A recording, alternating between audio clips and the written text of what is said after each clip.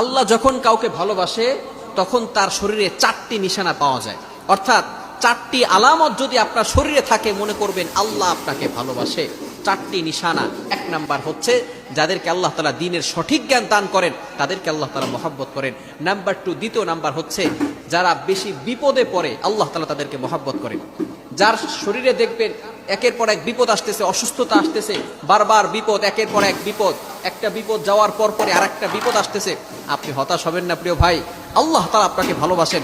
এই কোটি কোটি মানুষের ভিতরে আল্লাহ তাআলা আপনার প্রতি ফোকাস করেছেন, আল্লাহ তাআলা আপনাকে ভালোবেসেছেন বিধায় আল্লাহ পাক রব্বুল আলামিন আপনাকে বিপদ দিয়েছেন। মনে রাখবেন নবীদেরকে আল্লাহ তাআলা বিপদ দিয়েছেন। ইব্রাহিম আলাইহিস সালাম খলিলুল্লাহ এবং মিল্লাতা আবিকুম ইব্রাহিম, যিনি সকল মুসলিম উম্মাহের সকল মুসলমানদের পিতা এবং সকল মুসলমানদের লিডার নেতা।